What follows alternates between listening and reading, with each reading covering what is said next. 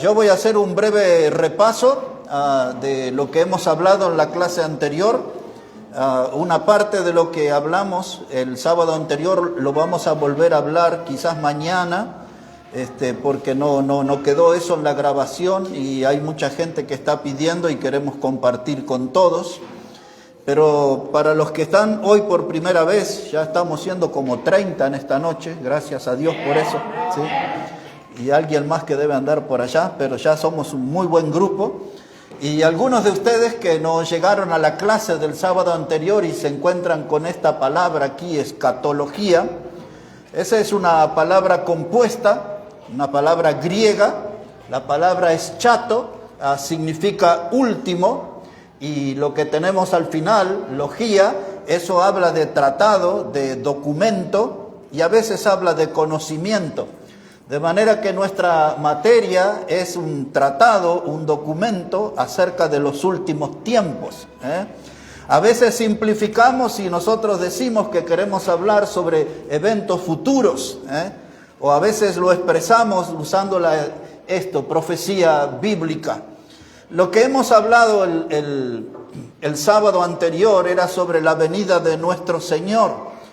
Y estuvimos comenzando por la palabra Maranata. Cada domingo que usted llega aquí, se encuentra ahí con esa palabra, Maranata. Y esa era una forma en la cual se saludaban los primeros cristianos. Se veían en la calle, en el mercado donde estaban, y se saludaban con ese término que quiere decir Cristo viene. Cristo viene para nosotros y Cristo viene pronto. Y por casi todo el Nuevo Testamento hay pasajes que hablan acerca del regreso del Señor Jesucristo. Y entonces mencionábamos que había 3 palabras en el idioma griego, y eso es bueno decirlo, que el Nuevo Testamento fue escrito todo en el idioma griego. Y una de esas palabras era la palabra parousia. Cuando se utilizaba ese término en la historia, cuando venía un rey, un conquistador, un emperador visitaba a algún lugar, entonces se usaba esa palabra parousia, que quiere decir estar cerca de, delante de o al lado de un rey, de un emperador. Y entonces esa palabra se usa en relación al regreso de Cristo, porque Él es nuestro Salvador, Él es nuestro Señor, pero también la Biblia enseña que Él es el Rey de Reyes y es el Señor de Señores. Así que es correcto usar esa palabra parousia para hablar de la venida de Cristo. La otra palabra griega era apocalipto. Conocemos una palabra más conocida que es la palabra apocalipsis, y eso significa, es una palabra compuesta, apocalipto, eso habla de poner algo a la vista, de una revelación. Y también la palabra epifaneia, que esa palabra habla acerca de algo que brilla, de algo que se pone a la luz, y pronto saldrá a la luz el regreso del Señor Jesucristo. La Biblia enseña que Él vendrá para buscar a su iglesia que Él compró con su sangre. ¿Cuál sangre? La que Él derramó en la cruz del Calvario por nosotros los pecadores. Así que si hemos dado ese paso de arrepentirnos de nuestros pecados y si hemos creído en Jesús como nuestro Salvador por medio de la fe, Él vendrá por nosotros, por los que han hecho eso. Ahora vimos también, y el hermano citó el Evangelio de Juan, capítulo 14, el Señor Jesucristo prometió que Él iba a regresar. Él habló acerca de que en la casa de su Padre muchas mansiones hay. Dice, voy pues a preparar lugar para vosotros. Y entonces dice, y vendré y otra vez, y me tomaré a mí mismo. Y explicamos cómo Él vendrá otra vez, porque Él tuvo que pasar un proceso de la cruz, de la muerte, de la sepultura, de la resurrección. Y hoy está haciendo un ministerio como abogado, intercediendo por nosotros a la diestra del Padre. Pues eso dice la primera carta de Juan, capítulo 2, versículo 1, que si hubiésemos cometido pecado, abogado tenemos para con el Padre a Jesucristo el justo. Ahí está. Pero cuando se termine esa etapa, Él vendrá otra vez. Y dice, y me tomaré a mí mismo. ¿Por qué usa esa expresión? Porque la Biblia enseña que la iglesia es el cuerpo de Cristo. Cuando la Biblia habla de iglesia, no habla de un edificio. Cuando la Biblia habla de iglesia, se refiere a un conjunto de personas que han sido salvos por Cristo. ¿Usted fue salvo por Cristo? Usted es parte de la iglesia. ¿Usted fue salvo por Cristo? Él vendrá otra vez por usted. Vendrá por mí, que he creído en Él. Entonces dice, vendré otra vez y me tomaré a mí mismo. La iglesia es su propio cuerpo. Ahora bien, los ángeles también prometieron que Jesús iba a regresar. Esa enseñanza la vimos en el libro de Hechos, capítulo 1, versículo 9 a 11. Después allí el Señor reunió a sus apóstoles y dice que Él fue tomado en una nube. Y dos varones con vestiduras blancas, los cuales eran ángeles, le dijeron a los apóstoles, ¿por qué estáis mirando al cielo? Porque este mismo Jesús, así como lo habéis visto ir, se fue en una nube, el nube vendrá, ¿no? Así como la habéis visto ir, vendrá. El apóstol Pablo prometió que Jesús iba a regresar. El hermano también citó ahí en 1 Tesalonicenses 4, del 13 al 18, donde en el verso 16 dice que el Señor vendrá con voz de mando, con voz de arcángel y con trompeta de Dios. Y los muertos en Cristo resucitarán primero. Es decir, aquellos hermanos en la fe que en estos 2000 años de historia, desde la cruz hasta nuestros días, los que ya han partido de esta vida regresarán con Jesús. Y Él dijo, no tienen por qué entristecerse, como los otros que no tienen esperanza. El incrédulo piensa que todo termina en el cementerio. El Hijo de Dios sabemos que cuando un creyente sale de esta vida, la Biblia habla de ausentes en el cuerpo, presentes en el espíritu con el Señor. Y el Señor traerá con Él, en ese regreso, a los que durmieron en Él. Y luego nosotros, si Él viniera en esta noche, nos encuentra vivo. Y luego nosotros, los que hayamos quedado, y ahí aparece la palabra arrebatamiento, seremos arrebatados juntamente con ellos y nos encontraremos en el aire, en las nubes. La Biblia usa la palabra aire, también usa la palabra nubes. Los niños aquí han borrado, pero aquí habíamos puesto la palabra rapto, es la palabra que usamos, la palabra rapto, arrebatamiento. Eso significa que seremos arrancados del escenario de la tierra con poder de Dios. Y dijimos el sábado anterior, y menos mal que es así, porque si no muchos se quisieran quedar comprando y vendiendo, haciendo negocios, ¿no? Pero cuando suene la trompeta, el Señor nos arrancará, seremos arrebatados y llevados para estar con Él por siempre. Pablo le prometió a los Corintios, capítulo 15, versos 51 a 53.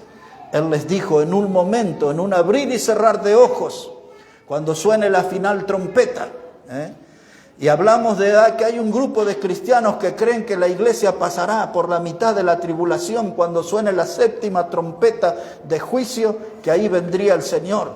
Pero ahí vimos en Apocalipsis 11:15 que esa trompeta será tocada por un ángel y no tiene nada que ver con esta trompeta que habla aquí en Tesalonicenses y Corintios, porque esa será tocada por el Señor. Es otro evento totalmente distinto.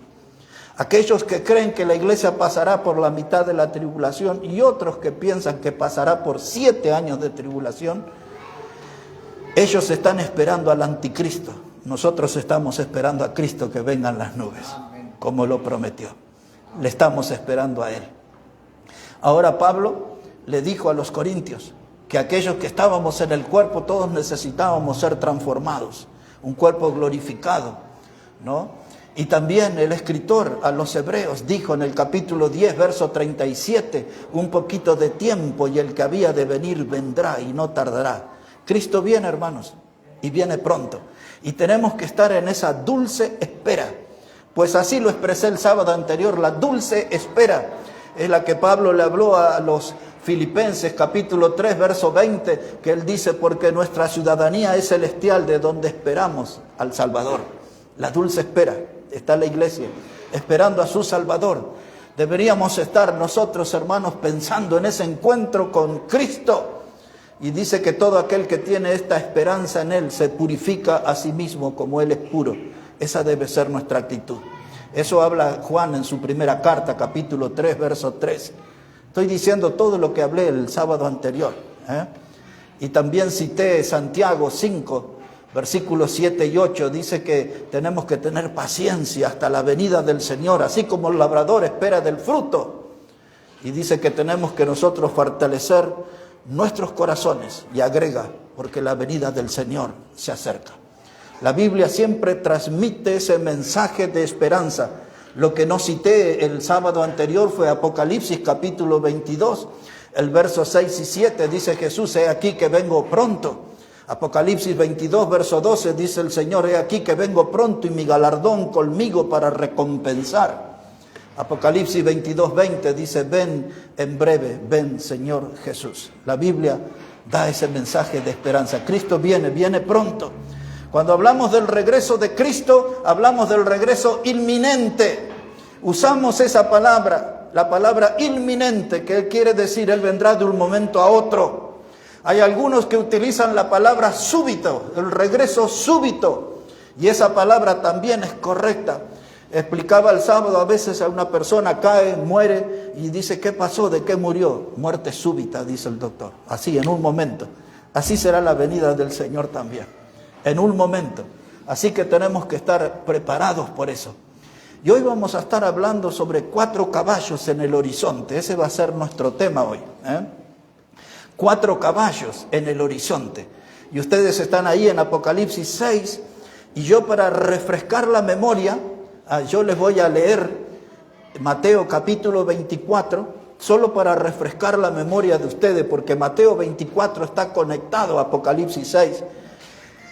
Y luego de que lea yo Mateo 24, nos meteremos a analizar esos 4 caballos en el horizonte. ¿Quiénes son? ¿Qué hacen? ¿Qué representan?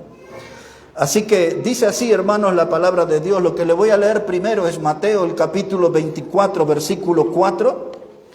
Dice: respondiendo Jesús, les dijo: mirad que nadie os engañe, porque vendrán muchos en mi nombre diciendo: yo soy el Cristo, y a muchos engañarán. Vamos a ir recordando eso. Jesús dijo: muchos vendrán en mi nombre. Versículo 6 dice: y oiréis de guerras y rumores de guerra. Mirad que no os turbéis, porque es necesario que todo esto acontezca, pero aún no es el fin. Aquí vamos a recordar que Jesús habló de guerra y rumores de guerra, porque se levantará nación contra nación, reino contra reino, y habrá pestes. Esa palabra también la vamos a recordar. Y la palabra que sigue dice: y habrá hambre y terremotos en diferentes lugares, y todo esto será principio de dolores. Principio de dolores. Esa expresión habla de que el mundo está embarazado, pero de juicio. Y un día, así como una mamá da a luz después de un determinado tiempo, generalmente 9 meses, el mundo después de un determinado tiempo dará a luz un juicio. Y ahí nos meteremos ya, en Apocalipsis capítulo 6. Y ponemos la mirada en el versículo 1. Apocalipsis, el capítulo 6 y el versículo 1. Dice así la palabra de Dios: vi cuando el Cordero abrió uno de los sellos, y oí a uno de los 4 seres vivientes decir, como con voz de trueno: ven y mira. Y miré, y he aquí un caballo blanco, y el que lo montaba tenía un arco, y le fue dada una corona, y salió venciendo y para vencer. Y cuando abrió el segundo sello, el segundo ser viviente que decía: ven y mira. Y salió otro caballo bermejo, el que lo montaba le fue dado poder de quitar de la tierra la paz, y que se matasen unos a otros, y se les dio una gran espada. Y cuando abrió el tercer sello, yo oí al tercer ser viviente que decía: ven y mira. Y miré, y he aquí un caballo negro, y el que lo montaba tenía una balanza en la mano. Y oí una voz del medio de los 4 seres vivientes que decía: 2 libras de trigo por un denario, 6 libras de cebada por un denario, pero no dañes el aceite ni el vino. Y cuando abrió el cuarto sello, oí la voz del cuarto ser viviente que decía: ven y mira. Y miré, y he aquí un caballo amarillo, y el que lo montaba tenía por nombre Muerte, y el Hades le seguía, y le fue dada potestad sobre la cuarta parte de la tierra, para matar con espada, con hambre, con mortandad y con las fieras de la tierra. Como usted puede ver, 4 caballos, 4 jinetes están en el horizonte, en un horizonte muy cercano. Uno de esos caballos de color blanco, el otro es de color rojo, el otro es de color negro y el último de un color amarillo. Todos los colores de esos caballos tienen un significado. Todos los jinetes que montan esos caballos tienen un mensaje. ¿Para qué tiempo? ¿Para qué época? Si el Señor Jesucristo viniera en esta misma noche a buscar a su iglesia, en este mismo día puede aparecer en escena el caballo blanco. Cuando Jesús lleve su iglesia al cielo, comenzará aquí en este mundo un periodo de tiempo de 7 años que estará dividido en 2 partes. Los primeros 3 años y medio la Biblia le llama tribulación. Los segundos 3 años y medio la Biblia le llama gran tribulación, dice cual nunca hubo en la tierra. De manera que si el Señor Jesús llevara a su iglesia en esta noche, aparecería en escena el caballo blanco. Un antiguo escritor dijo que se necesitaron 4 evangelios para presentar la vida, el ministerio, la obra del Señor Jesucristo.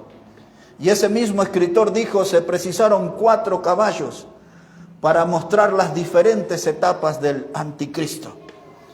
Estos caballos y estos jinetes están hablando de diferentes etapas del anticristo en la tierra. Los 4 caballos, los 4 jinetes están enfocadas a esa persona que es una criatura preferida por el diablo. Una criatura inspirada por el diablo. Cuando usted observe el obrar del anticristo en la Biblia, podrá ver las huellas dactilares de Satanás en él.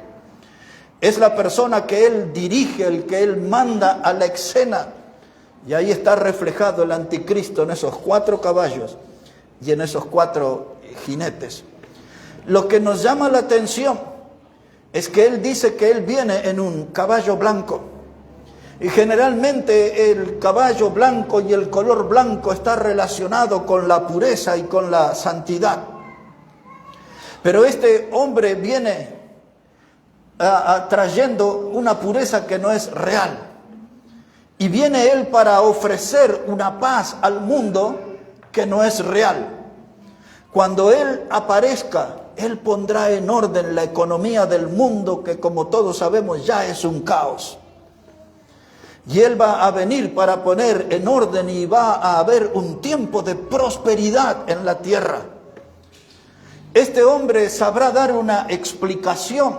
No sabemos en qué palabras ni en qué lugar, pero seguramente él captará la atención del mundo y, como se dice, se pondrá el mundo en su bolsillo cuando él explique dónde están los millones y millones y millones de personas que han desaparecido de la tierra.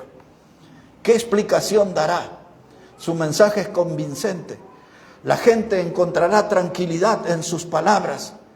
En el Antiguo Testamento, Daniel 7, verso 8, dice que con su boca habla palabras infladas. Es un hombre de un lenguaje muy rico, cautivador, seductor. Esa va a ser la personalidad del anticristo. Cautivará la atención del mundo. ¿Qué explicación dará de esa gente que ya no está en la tierra? ¿Dirá que se lo llevaron los extraterrestres? No sabemos quién se lo llevó, dónde están. Pero lo que él diga, la gente lo va a creer. Y las palabras de él le van a transmitir paz a la gente. Porque él es un portador de paz. Y él va a lograr una paz por un tiempo en el mundo, una paz falsa. Al punto tal que cuando estudiamos la profecía en el Antiguo Testamento, Daniel habla acerca de él. Y Daniel dice en el capítulo 9 y en el versículo 27 que él hará un pacto, pero no con muchos o no con todos. Eso quiere decir que este hombre tendrá un poder tan seductor en su hablar que logrará la paz en el Medio Oriente. Ya no va a haber más conflicto entre los judíos y los palestinos, entre algunas naciones árabes e Israel. En la zona más dramática, él pondrá paz, lo logrará. Y entonces cuando dice que él tomará un pacto, la expresión en el idioma hebreo ahí quiere decir que lo hará fuerte, por lo tanto está hablando de pactos que ya existen. Y yo podría darle una innumerable cantidad de pactos, y algunos de ellos en los años 90 del siglo pasado fueron firmados por el mismo autoridad principal de Israel hoy, Benjamín Netanyahu. Él fue uno de los que firmó pactos de paz.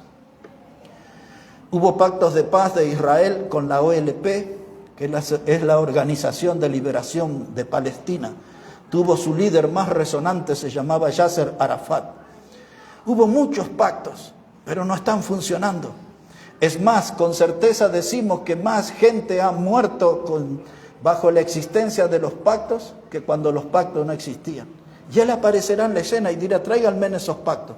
Y sentará a los líderes de las naciones y él los hará que firmen la paz. Miren la capacidad que va a tener ese hombre, la habilidad. Y él viene en el caballo blanco. Y observó lo que trae en su mano. Dice que trae un arco. Pero cuando miramos el arco, no tiene flecha. Es solamente un arco. Si tuviera una flecha, quiere decir que él va a conquistar el mundo por medio de las armas. Pero cuando miramos la figura ahí en el versículo 2, solamente es un arco, lo cual enseña que él va a conquistar el mundo por medio de la diplomacia. No habrá sangre, no habrá balas, no habrá bombas. Él será un líder diplomático. Alcanzará la paz, él va a organizar la economía del mundo. Todos van a estar asombrados con él, maravillados con él. Y también dice ahí el texto que se le fue dada una corona. Es decir, que él va a ser un conquistador. ¿Saben quién es él? Él es el último dictador del futuro. El último dictador que tendrá esta tierra. Y se lo voy a decir con más certeza, él será el último César, el último emperador del Imperio Romano. Y la gente dice, ¿y cómo es eso? Pero ya Roma y sus imperios no quedó en el pasado, pero él va a hacer resurgir el viejo imperio romano y él se pondrá como líder, como cabeza. Las 10 naciones que hoy forman parte del mercado común europeo, donde están Francia y Alemania, Inglaterra, Bélgica, España y otros allí. Él tomará 10 de esas naciones de Europa y hará resurgir el antiguo imperio romano. Y él será la cabeza y él será el conquistador. Él a esas 10 naciones las va a seducir y las va a llevar a la batalla de Armagedón. Ese es un tema del futuro. Pero ese es el anticristo. Ese es el que nosotros vemos aquí montado en un caballo blanco. Ese es lo que Jesús dijo. El Mateo 24:5 dice, muchos vendrán en mi nombre. ¿Cuál era el mensaje de Jesús? Era un mensaje de paz. Jesús dijo, mi paz os dejo, mi paz les doy. Y va a tener ahí sus falsos profetas y irán por el mundo haciendo que la gente, todos coincidan en un tiempo de paz. Dice, muchos vendrán en mi nombre, dice Jesús. Parece que esta gente tiene el mismo propósito de Jesús, de llevar paz. Pero esa paz es ficticia, es una paz falsa. Será una paz de poca duración. Porque rápidamente Apocalipsis nos enseña que aparece un segundo caballo en la escena. Es bien diferente al primero. Obsérvelo, por favor. Capítulo 6, versículo 3. Dice la palabra que cuando abrió el segundo sello, oí al segundo ser viviente que decía, ven y mira. Y salió otro caballo bermejo, al que lo montaba le fue dado poder de quitar de la tierra la paz, que se matasen unos a otros, y se le dio una gran espada. Ahora apareció un caballo bermejo, Los brasileños y los portugueses están más afín con esa expresión, Ellos al rojo le dicen vermelo. Para nosotros color rojo. Un caballo rojo. El primero, blanco, significaba la paz. Este caballo rojo significa la guerra, el derramamiento de sangre que habrá. Mire qué rápido que se cambia de un caballo a otro. Es un periodo de 7 años. El tiempo es breve y las cosas cambiarán en poco tiempo. Y todo aquello que era una paz prometedora se derrumbará y aparecerá aquí la guerra, la sangre. ¿Qué dijo Jesús en Mateo 24, 6 y 7? Dice, y habrá guerras y rumores de guerra, y se levantará nación contra nación y reino contra reino. Todo lo que dice Mateo 24 es paso a paso lo que estamos viendo acá. Ahora mire, dice aquí que se le dio una espada, y se le dio un poder para quitar la paz de la tierra, dice el texto. Dice esa palabra quitar significa retirar, va a alejar. Va a desaparecer la paz de la tierra. Y ahora la tierra va a estar siendo sometida a un ambiente de guerra. Sangre por todos lados. Observe lo que dice ahí el texto otra vez. Dice ahí en el versículo 4 que le fue dado poder para quitar de la tierra la paz y que se matasen unos a otros.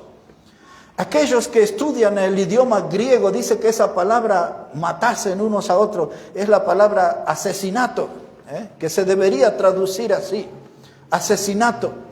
Eso habla de la clase de enfrentamientos y dicen que esa espada era la espada que usaban los antiguos sicarios, que era una espada curva, era una daga. Los sicarios en la antigüedad, porque ese nombre viene de los días de Jesús. Los sicarios acostumbraban a esconderse en los caminos y cuando pasaban los soldados romanos, ellos salían a traición y con esa daga, esa espada curva, les cortaban la cabeza. Y ahora aquí es la misma palabra que usa el idioma griego, la palabra makaira, que habla de esa espada, de una espada de combate de cuerpo a cuerpo. Y así habrá sangre derramada por todos lados. Ahí está el caballo rojo, sangre.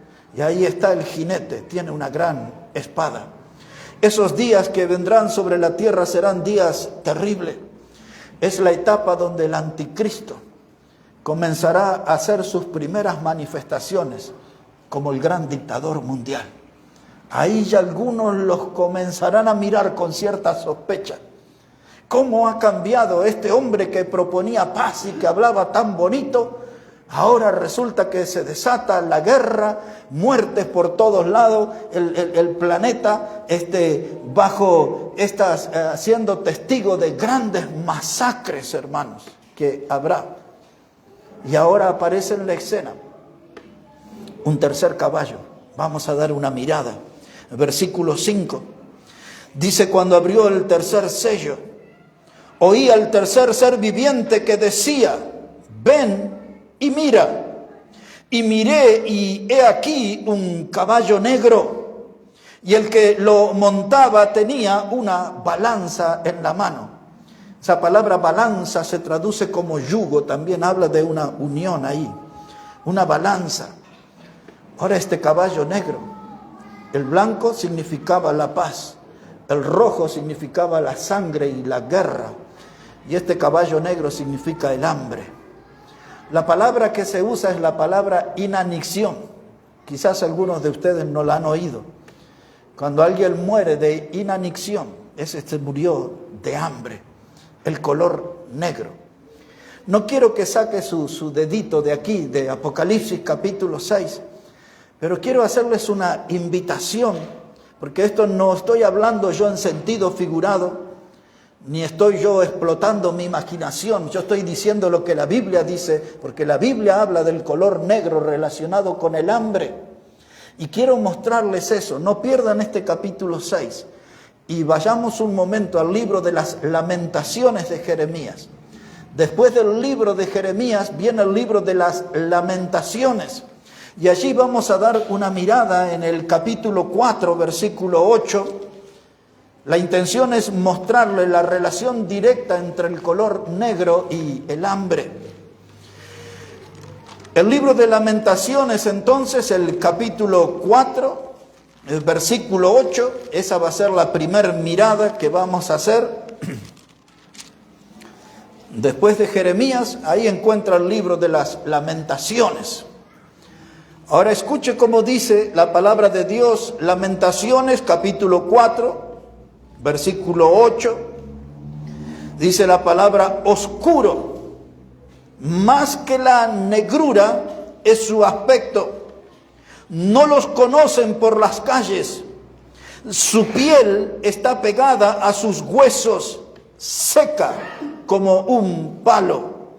Más dichosos fueron los muertos a espada que los muertos por el hambre, porque estos murieron poco a poco por falta de los frutos de la tierra, y las manos de mujeres piadosas cocieron a sus hijos.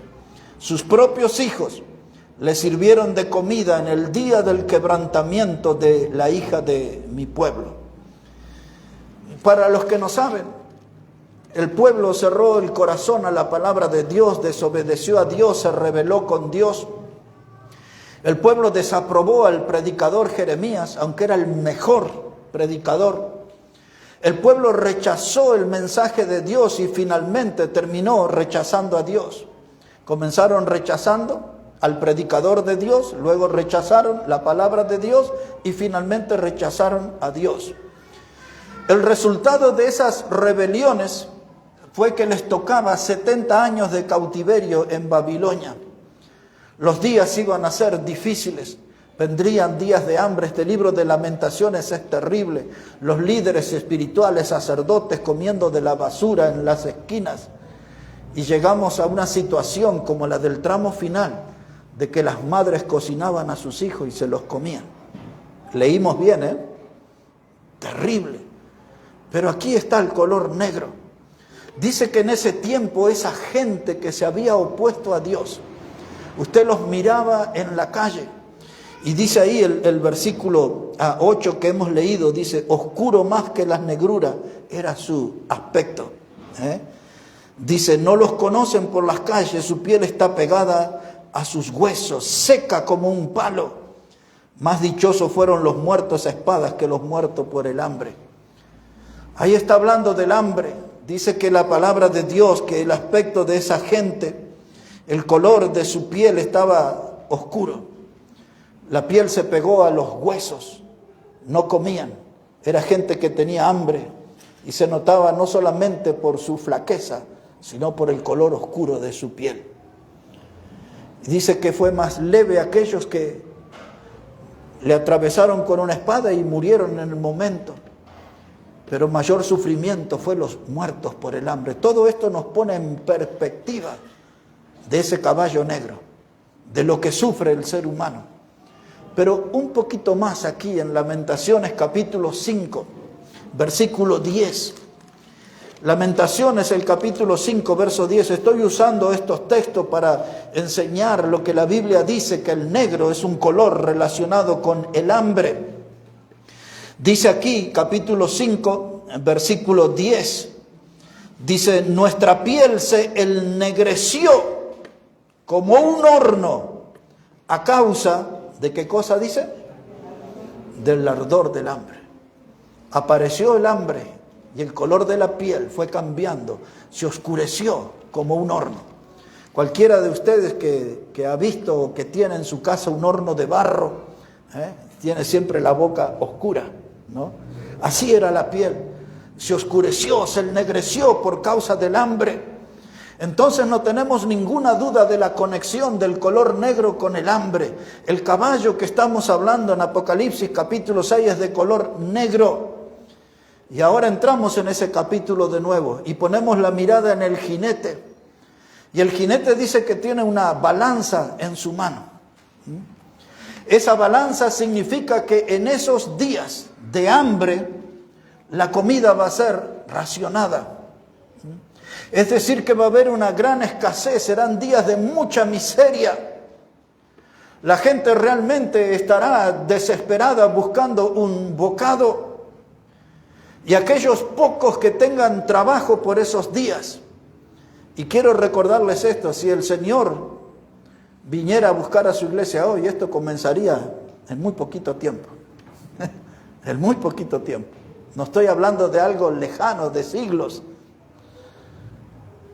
Y la gente andaría desesperada buscando un bocado de comida. Ya es triste hoy cuando vemos gente, ¿no?, revolviendo en la basura, en los tachos, tratando de rescatar algo que puedan poner en su mesa. Es triste, es doloroso eso. Pero esos días serán tremendos, serán de hambre, y ahí está ese jinete administrando, ahí está el anticristo administrando raciones en el mundo. Y ahora quiero que note esto, en ese capítulo 6, versículo 6, dice: y oí una voz del medio de los 4 seres vivientes que decía: 2 libras de trigo por un denario. 2 libras de trigo es el equivalente a 900 gramos. Pero la mayoría de la gente no tendrá plata para el trigo y tendrá que comprar 6 libras de cebada, que es algo de menor calidad, que es una comida que se le da para los animales o se la ponen a los borrachos en la cerveza, ¿no? La cebada. Pero pensemos en esas 2 libras de trigo, 900 gramos. Pensemos en una familia tipo, un matrimonio, 2 hijos. Un denario es el sueldo de un día de trabajo, históricamente. Ya los evangelios enseñan acerca de eso. El denario es el sueldo de un día. Trabajar todo un día para ir a comprar 900 gramos de harina y poner en la mesa para 4 personas. ¿Quién va a comer más de esas 4 personas? Seguramente el hombre, porque mañana tiene que tener más energía para salir a trabajar.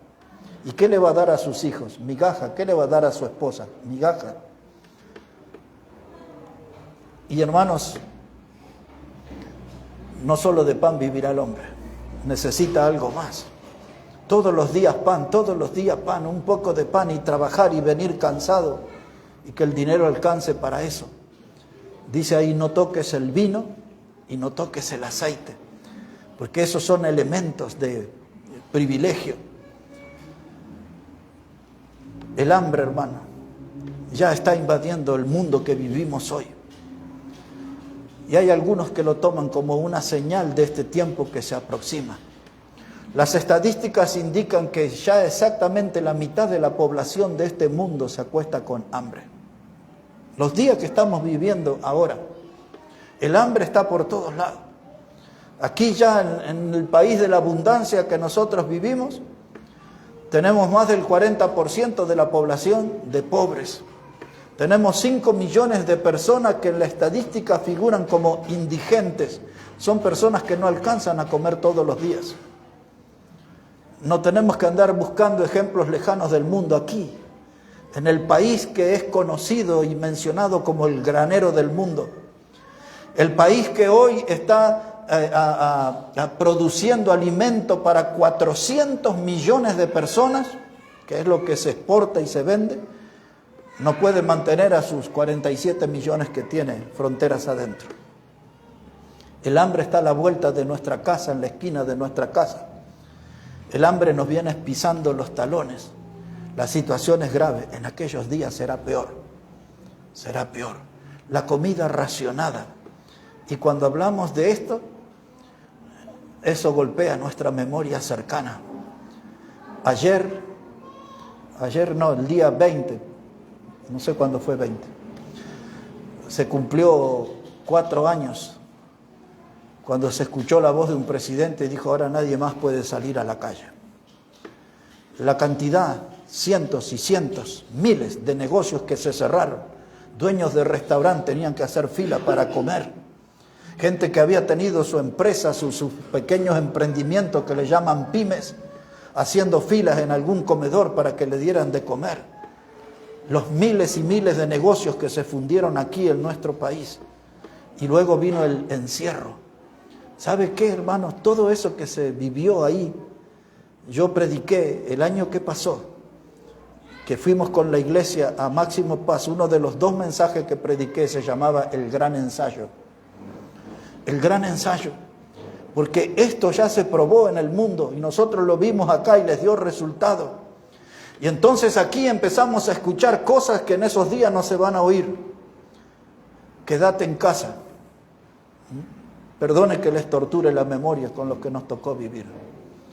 Nosotros te cuidamos.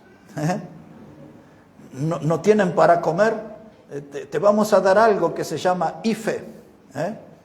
Y le daban ahí unos 10,000 pesos. El IFE significaba el ingreso familiar de emergencia.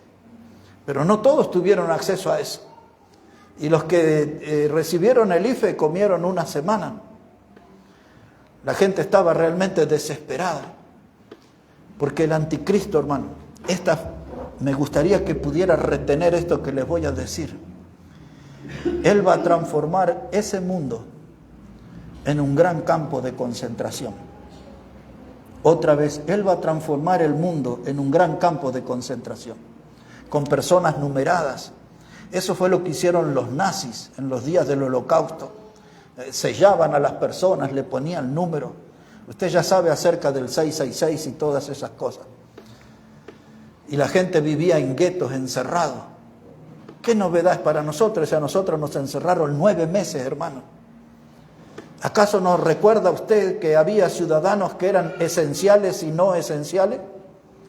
Y la mayoría de nosotros, casi todos nosotros, éramos no esenciales, no podíamos salir a la calle. Y le daban un día, media hora para sacar a su perro a hacer las necesidades. Si quería ir a hacer un trámite en el banco, tenía que tener las vacunas, la dictadura de las vacunas y de todo lo que nos tocó vivir. Es que todo eso que vivimos nosotros acá es un anticipo de lo que está escrito ahí. Y si usted salía ahí en el lugar donde yo vivo, que es un edificio, salían 2 a pasear un perro y algunos salían a fumar, los viciosos, y la gente, irresponsable, te voy a denunciar. Y si mi familia quería venir a comer conmigo el domingo, el vecino podía denunciarlos porque no podíamos reunirnos. Y si un familiar nuestro moría, podían ir 2 personas al cementerio, no más. Hermano, eso que vivimos acá es lo que va a suceder ahí, pero con una dimensión mayor. Ellos hicieron el gran ensayo. ¿Cuál fue el resultado? Muertos por todos lados. Aquí 130,000 muertos en nuestro país. El total en el mundo fue de 35 millones. La idea que tenían es que iban a morir 68 millones. Todo eso bajo aquella sigla del COVID-19 o la COVID. Todo eso ya pasó. Y ahí está la gente desesperada buscando comida. Algunos que se les hacían las multas y lo llevaban, le iniciaban una causa judicial porque tenían que salir a vender, dice, y no tenemos para comer. Los días fueron tremendos aquí, ¿no? Eso está en nuestra memoria cercana, fue hace 4 años atrás. Y la historia mucho más agravada aparecerá cuando este caballo negro aparezca en la escena. El hambre, el gobierno y el dictador que tendrá que controlar a la gente por la fuerza, encerrarlos, numerarlos y otras cosas que estudiaremos durante el mes de abril. Esta es una información primaria de lo que este hombre hará bajo este caballo negro. Ahora mire, hermano, los días van a ser dramáticos. Dice el Señor Jesucristo, el Mateo 24, y habrá hambre, pestes y terremotos. Pero la palabra que encabezaba era hambre. El Mateo 24. ¿Ve cómo Mateo está todo conectado a esto? Paso a paso. Está conectado Mateo con esto. Y una cosa más. Un día voy a hacer el mayor esfuerzo para cumplir la promesa y les voy a enseñar lo que es la Agenda 2030 en el mundo. Pero esto se llama en nuestros días ODS. Cuando usted ponga ahí en su celular o en una computadora ODS, esa es la sigla que quiere decir Objetivo de Desarrollo Sustentable. Objetivo de Desarrollo Sustentable. La élite del mundo, los poderosos del mundo tienen ese plan para el 2030. El presidente de este país está en contra de eso. Por eso bien hace, por eso lo atacan por todos lados. Es una información extra nomás. Pero este objetivo de desarrollo sustentable, entre otras cosas, tratan de suplantar todos los alimentos. ¿Alguno de ustedes pensó alguna vez que iba a comer un alimento de una fotocopiadora? ¿Pensó eso alguna vez? Un día yo me voy a alimentar, la fotocopiadora me va a sacar ahí en 3D el alimento. Ahí hermano Omar me mandó un video en la semana. Yo ya había visto otro y ya lo había mencionado acá y nos cortaron esa prédica. Pero ahí en Israel muestran la computadora no es computadora, es una fotocopiadora grande, llamémosle así. Y ahí le sacan todo el dibujo del bife con la grasita o con el huesito y todo eso. Porque la carne que nosotros conocemos para el 2030 no quieren que exista más. Todo eso está invadiendo Europa. Aquí en la Argentina ya hay muchas muestras de los atunes en las latas. Lo tiran al agua en un colador y le ponen el agua y queda ahí un montón de cosas y nada, todo son como hilos. En Bolivia, cuando ponían el arroz en la sartén quedaba negro y quedaba el plástico, porque ya está el arroz de plástico circulando hace mucho. Estamos hablando de Bolivia. Y hermanos, quieren sacar la carne vacuna y porcina y quieren imponer los insectos, porque se va a hacer harinas de los insectos. Se está haciendo ya, porque dicen que los insectos van a ser los nuevos portadores de proteínas para el mundo. Todo eso está ahí en eso, ODS. Usted entre esta noche, estudie, y lo que yo estoy diciendo no es algo de mi imaginación. Y esa comida ya está por todos lados. Aquí hay supermercados, acá en Buenos Aires, que usted agarra la carne picada de oferta y la pone en el colador bajo el agua y queda todo un basural ahí. Porque ya esas cosas empezaron a estar entre nosotros. Y ahí va a haber un jinete negro, días de hambre. ¿Quién se va a alimentar con una lámina, con la foto de un bife? Dice que eso tiene células madre y un montón de cosas que yo no sé explicar y no me voy a meter en el terreno que no entiendo. Pero esa es la realidad. Y así eso ya llegó a Europa y se está discutiendo en el Parlamento de Europa, porque nuevas enfermedades aparecerán y hay que reprogramar la agricultura y no sé cuántas cosas, y eso lo vamos a estudiar acá. Pero esos días de hambre, ya estamos viendo las primeras escenas dramáticas, pero cuando ese caballo negro aparezca, cuando el anticristo aparezca en ese tiempo con ese color negro, serán días dolorosos para el mundo. Dicen que 820 millones de personas tienen hambre hoy, 820, pero hay estadísticas que dan mucho más que eso. Y hay, hermanos, 2.500 millones de personas. La expresión que ellos usan, que no tienen alimentos seguros de calidad. O sea que están comiendo cualquier basura la gente hoy. La comida chatarra, usted ya sabe todas esas cosas. De muchas cosas estamos enterados. Pero cuando se sienta el galope de ese caballo negro andar aquí en este mundo, esos días serán terribles. El dictador, el último César del emperador romano, pondrá su bota militar para aplastar al mundo. Él va a ser el conquistador. Recuerden al principio, es la criatura inspirada por el diablo, es la criatura preferida de Satanás. Y él vendrá aquí a este mundo en un caballo blanco ofreciendo una paz falsa, de poca duración. Vendrá en un caballo rojo para abrirle las puertas a la guerra y al derramamiento de sangre. Vendrá en un caballo negro, esa será su etapa donde él promoverá el hambre, comida balanceada, una balanza, unos gramitos de cebada o de harina. Eso va a ser el alimento de la clase obrera. Los más pudientes quizás tengan acceso al aceite o al vino. Por eso dice el texto, pero no dañéis el aceite ni el vino. Pero los obreros no tendrán acceso a eso. Hermanos, este es el mundo que se viene. Y todavía tenemos un caballo más, pero no quiero que vuelva afligido a su casa esta noche. Quiero que conozca bien lo que viene, porque el programa de Dios, el plan de Dios, está hecho paso a paso. Y nosotros estamos esperando que el Señor venga a buscar los que Él compró con su sangre. Y después vendrán el galope de estos caballos y esos jinetes terribles. Y el último caballo dice que es de color amarillo. Léalo conmigo ahí. Dice la palabra de Dios, versículo 7. Dice, y cuando abrió el cuarto sello, oí la voz del cuarto ser viviente que decía, ven y mira. Y miré y he aquí un caballo amarillo, y el que lo montaba tenía por nombre Muerte, y el Hades le seguía, y le fue dada potestad sobre la cuarta parte de la tierra para matar con espada, con hambre, con mortandad y con las fieras de la tierra. Y ahora dice Juan aquí, dice, yo escuché al cuarto ser viviente, me dijo, ven y mira, y miré. Esa palabra miré, aquellos que estudian el idioma griego dice que habla de asombro, de shock, la palabra que se usa, shock, algo que me choquea. Dice Juan, cuando vi eso quedé choqueado. Un caballo amarillo, la palabra griega para la palabra amarillo es la palabra cloro. Ese mismo que se usa en las piletas donde se baña la gente, las piscinas. Y el cloro es un color verdoso, amarillento.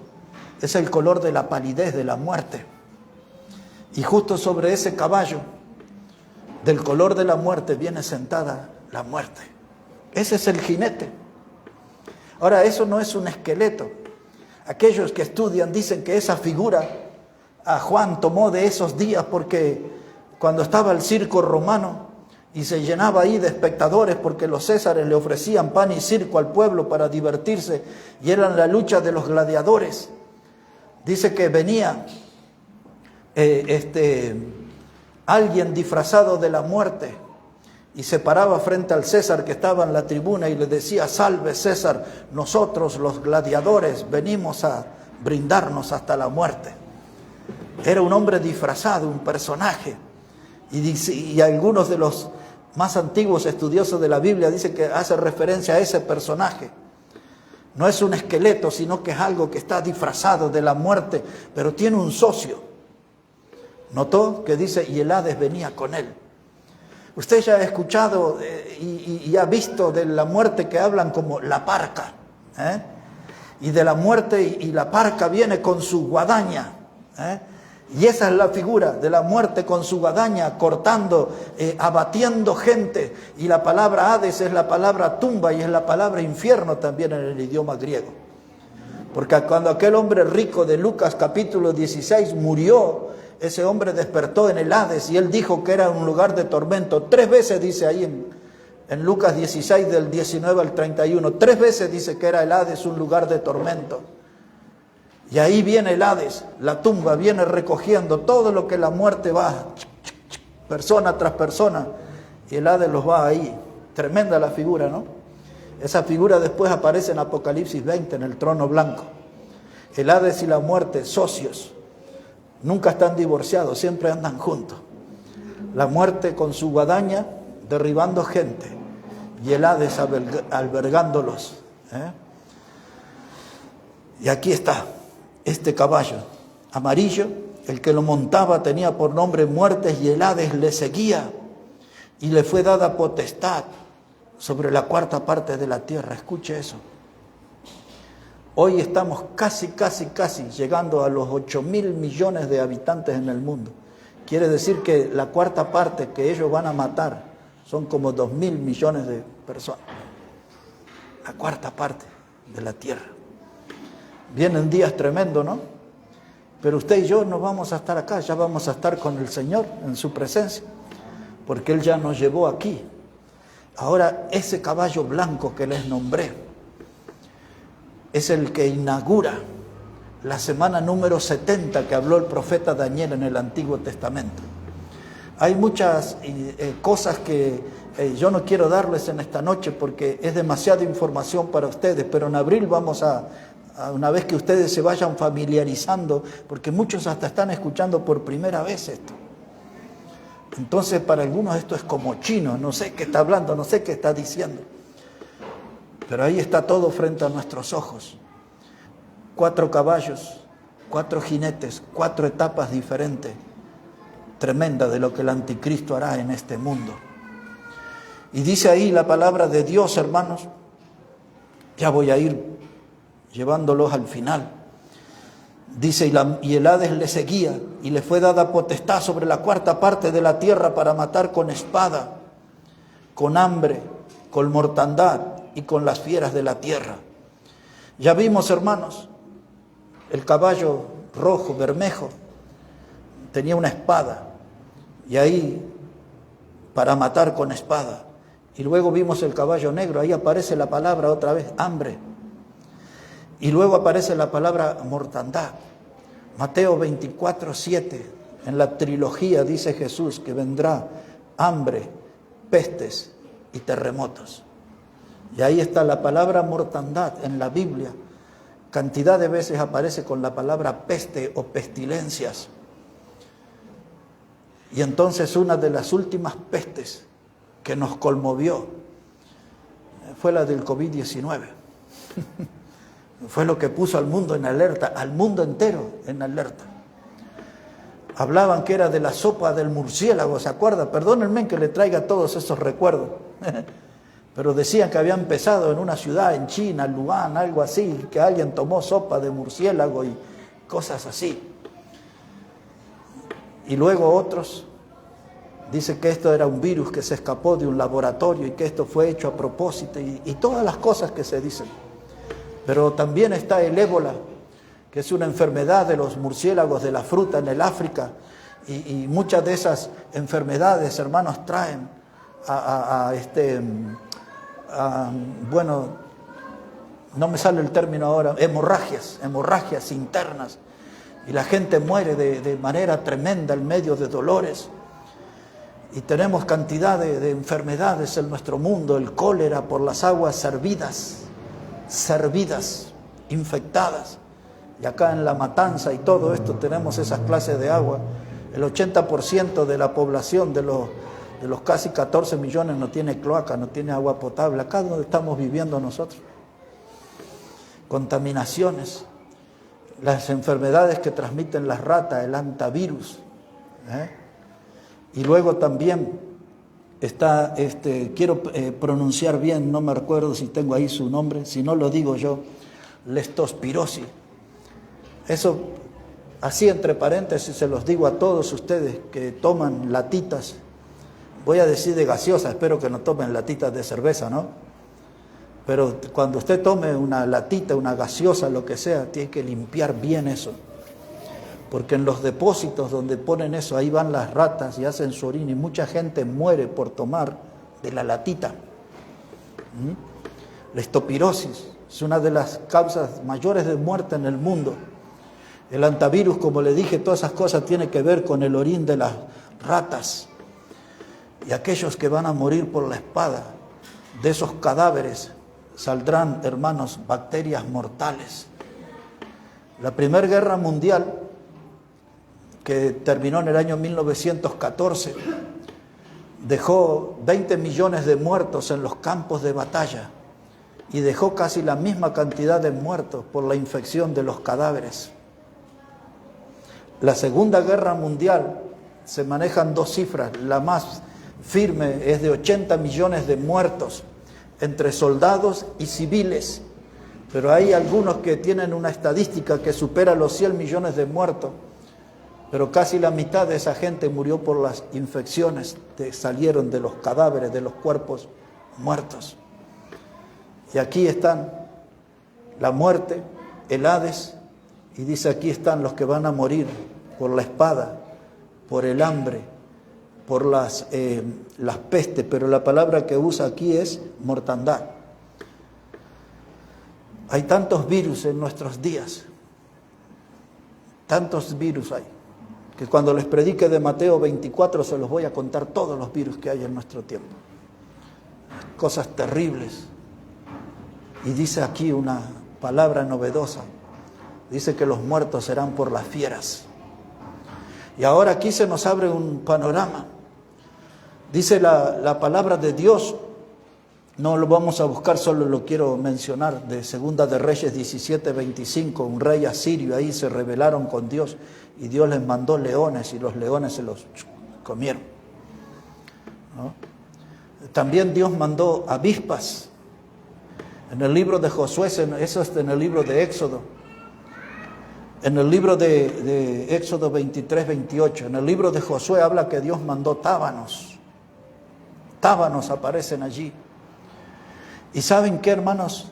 Cuando tuvimos los días de encierro en la pandemia, en varios lugares vimos de Australia, de Nueva Zelanda, Canadá, Estados Unidos, se veían los osos, se veían panteras en diferentes lugares, porque cuando los hombres se encerraron, los animales salieron todos así. Y aquellos serán días de encierro, días de comida racionada y días de encierro, el gran campo de concentración del anticristo. Y los animales saldrán y vendrán a las ciudades. Y no es un delirio, porque ya lo hemos visto ahora, en este último tiempo, cómo sucede. Pero a mí me llama la atención. Y yo no hice tiempo de buscar el material, porque yo había hecho un estudio profundo y lo había compartido hace como 2 años acá en el púlpito. Pero hay un grupo de predicadores muy buenos de nuestra generación, muy buenos predicadores. Y ellos le dan espacio a otros animales. Como dice aquí el texto, fieras de la tierra. Y déjenme recordar esto también, porque en Hechos capítulo 11 y el versículo 6, cuando Pedro salió a la terraza y apareció aquel lienzo lleno de reptiles y de animales y todo eso, porque también la palabra animales a veces se refiere a serpientes venenosas. Y Pedro vio todos aquellos reptiles, y usted puede imaginar todo lo que es un reptil, un lagarto, un cocodrilo, una víbora, todo lo que usted imagina, que conoce como reptil. Y que Pedro le dijo a Dios que él no iba a comer eso porque él no come cosa inmunda. Y ahí había en esa bolsa cantidad de animales. Por eso cuando hablamos aquí de las fieras, cuando el diablo llevó a nuestro Señor al desierto para tentarlo, y el Señor se levantó en victoria en esa lucha con el diablo, dice, y él, dice, los ángeles le servían, y venían las fieras, donde estaba el Señor. Pero los predicadores esos que le estoy hablando, ellos hacen aquí, creen que una gran parte de estas fieras se refieren a las ratas. Mire qué curioso que es esto. Y ellos dicen, por ejemplo, que en la Primera Guerra Mundial las ratas mataron como 3,5 millones de personas. ¿Escuchó hablar alguna vez de la peste negra, de la peste bubónica? Cuando usted va a la historia en el siglo XVI, 1/3 de la población de Europa, 1/3 de la población de Europa, 30 de cada 100 murieron por la peste bubónica o la peste negra. Las ratas se reproducen rápidamente y las ratas pueden ser parte de estas fieras que aparecen aquí. Según los médicos, digo lo que ellos dicen, yo no lo sé, dice que la rata puede transmitir 35 enfermedades que pueden ser mortales, entre otras como la salmonela y otras tantas. Y ahí aparecen algunos en las pulgas, en los ácaros y todo eso. Yo estudié la Biblia, no soy un profesional de eso, pero los predicadores, aquellos que estudian más y que saben de esto, dicen que ellos entienden que dentro de estas fieras van a tener un gran trabajo destructor, las ratas. Algunos de ellos hasta han estudiado en nuestros días de las grandes ruinas que traen en las empresas que producen comida. En los depósitos las ratas hacen estragos. Y entonces ellos creen que en esos días, dentro de estas fieras, las ratas tendrán un gran protagonismo. Honestamente, yo creo que puede ser así. Creo que sí. Y ahora voy a terminar de este modo. Hace algún tiempo atrás, hablando de estos temas y otros relacionados al Apocalipsis, una persona me preguntó, dice, ¿hay esperanza para este mundo? ¿Hay alguna solución para este mundo? Y rápidamente mi respuesta es no. No hay ninguna solución para este mundo. ¿Acaso soy un hombre pesimista? Simplemente soy un hombre realista que conoce medianamente la Escritura para conocer lo suficiente, que no hay ninguna esperanza para este mundo. Pero también alguien me preguntó, ¿y hay esperanza para el hombre? Y la respuesta rápidamente es sí. Cristo es la esperanza para el hombre.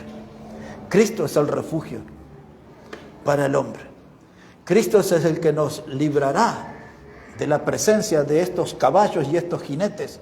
Es más, si en esta noche usted y yo estamos seguros que Jesucristo está en nosotros como nuestro Salvador, nosotros esto no lo veremos.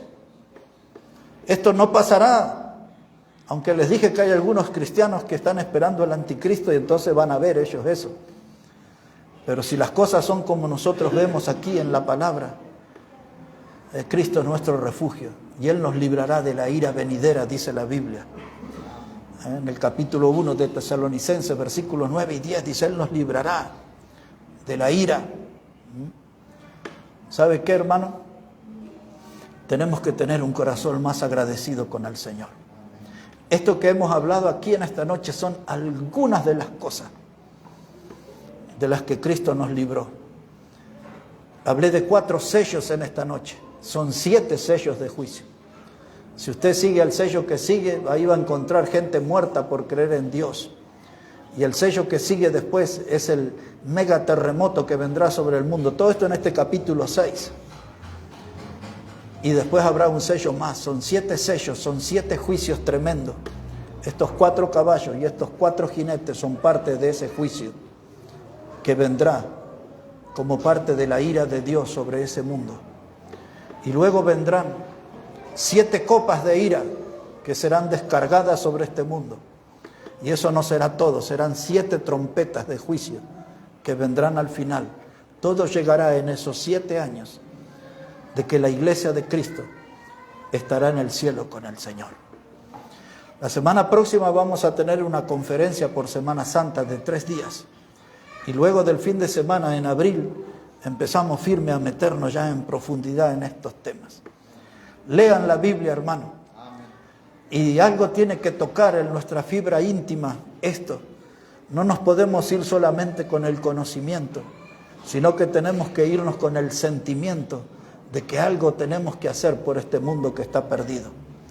Y si ellos no tienen a Cristo como lo tenemos nosotros, ellos van a padecer todo esto y las otras cosas mencionadas en el libro de Apocalipsis.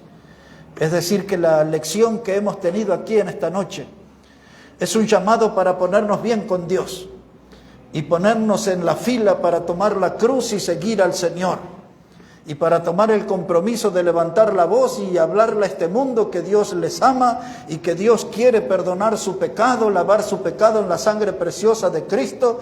Dios quiere darle el regalo de la vida eterna, pero el hombre tiene que venir arrepentido, creyendo en el Evangelio, creyendo en el Señor Jesús. El hombre tiene que creer en su corazón y tiene que confesar con su boca el nombre de Jesús para ser salvo. Creer en Jesús para ser salvo. Estas cosas a nosotros, hermanos, no están puestas aquí para entristecernos, sino que están puestas aquí, hermanos, para que seamos de esa clase de obreros que no tengamos de qué avergonzarnos y que hagamos la obra y el trabajo que Dios nos encomendó, que Dios nos mandó. Creo que ahora quedó detrás del cartel, pero dice a ir por todo el mundo y predicar el Evangelio a toda criatura. Esa es nuestra misión. Eso no podemos renunciar. Esa bandera no la podemos bajar. Tenemos que ir en alto con ese mensaje de la salvación eterna en Cristo. Porque estas charlas de seminario están poniendo frente a nuestros ojos y en nuestra mente el plan que Dios tiene para este mundo. Y usted y yo tenemos trabajo. Un trabajo a favor de los perdidos, a favor de aquellos que aún no conocen a Cristo. Y esa fibra de amor que Dios puso en nosotros, esa llama de amor que Dios encendió en nosotros, tiene que manifestarse y tenemos que predicar para que la gente no pase por estos días tremendos. El único refugio es Cristo. El mundo no tiene esperanza, pero para el hombre sí hay esperanza, que Jesucristo sea el Salvador de sus vidas y tendrán vida eterna. Bueno, ahí vamos a terminar, hermano. y lo que vamos a hacer ahora